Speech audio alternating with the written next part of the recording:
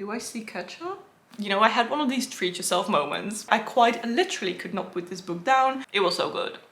I think it's a grocery list. Okay, so this wasn't really the plan for the new year of me acquiring so many new books.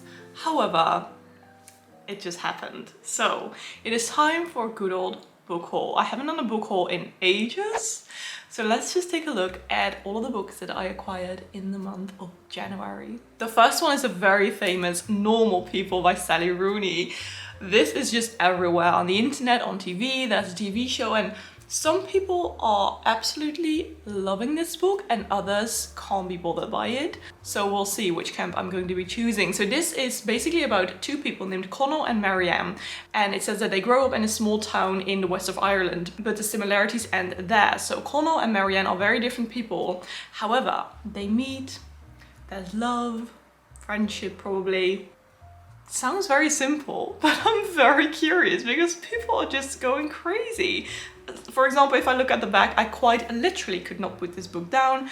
Effortlessly brilliant, tender and devastating. I finished this book determined to look at the world differently, and I'm not sure what higher compliment you can pay a novel. So I am very curious. Let me know in the comments if you have read Normal People, and also if I should watch the TV show. Next up, we have a gift that I got for my birthday, because I also celebrated my birthday in January with a couple of friends, and they got me a few books. All of these books were actually on my wish list, so I already just knew that I really wanted to read them. The first one is Letters to a Young Poet, written by Rilke, and I'm very curious about this book because this one suddenly keeps popping up everywhere. It's a very short book. It is basically Letters to a Young Poet, and people are saying that it is incredibly inspiring, but I have to say I don't really know what to expect because I don't really know much about Rilke. And it says at the start of the 20th century, Rilke,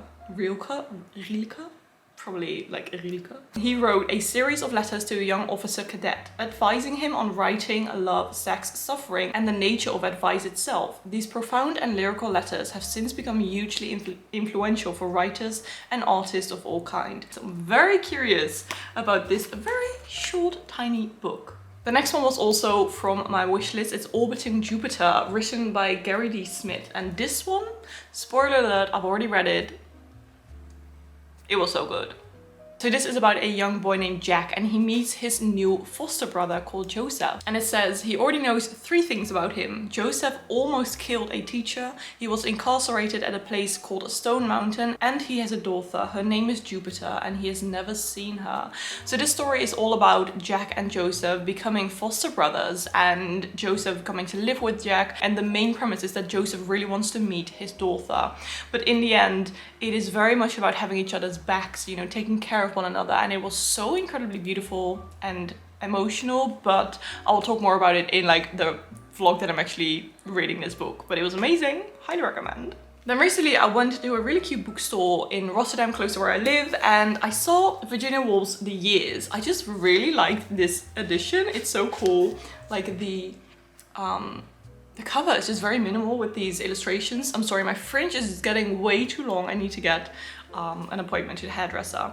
And I'm just interested in reading more books by Virginia Woolf. I have heard quite a bit of mixed reviews about The Years. People are not really too keen on this one. So this book is about a family called the Pargaters or Pargaters.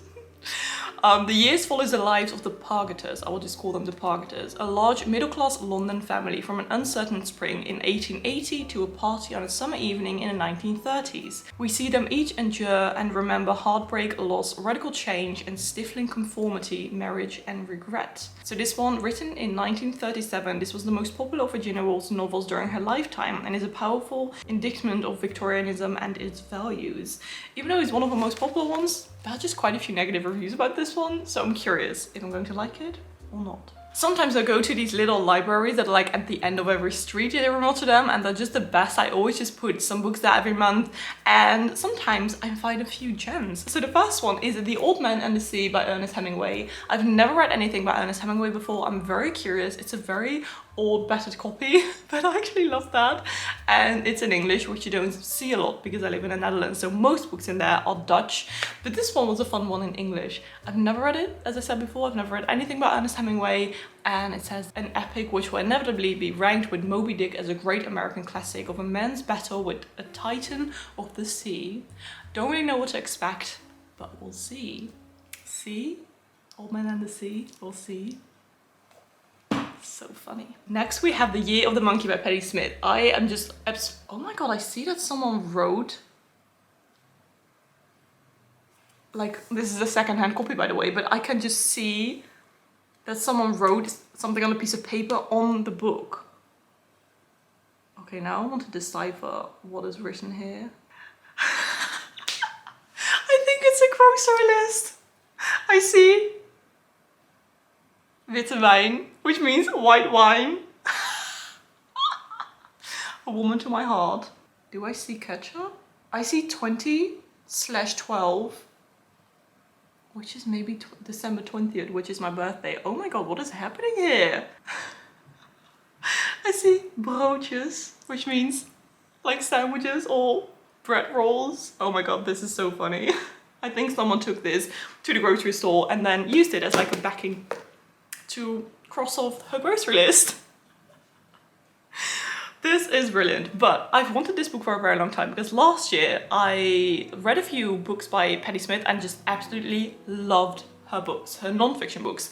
This is also non-fiction, but I could never really find this one anywhere, so I looked on the Dutch eBay and I found it there. So The Year of the Monkey is basically also full of diary entries and kind of essays about her travels, and this is mostly about let me see, San Francisco, she's going to Santa Cruz, from California to the Arizona desert, from a Kentucky farm all the way to wherever. Basically just lots of stories about her travels, which I absolutely love. Then we have another one that I found in a little library. It is called The Margot Affair by Sanaï Lemoine, I think.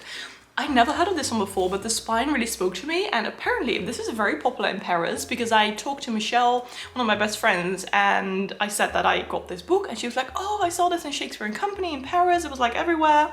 So apparently it's quite popular. However, someone didn't like this, otherwise they wouldn't have put it in the little library. But again, I read like quite negative or like mixed reviews about this book, so it's not like a 4+ star read on Goodreads. I believe it has like 3 point something, but still very interested in reading this because this is all about a girl named Margot, and she lived her whole life as a secret, the hidden daughter of a long-standing affair. She exists with her mother in the shadows, living in a small Parisian apartment on the left bank. And the reason I just loved that I found this book is that I really want to go to Paris at the end of this year, or like in October, something like that, and suddenly I keep seeing like French things everywhere, like this book. So it felt like it was meant to be for me to find it.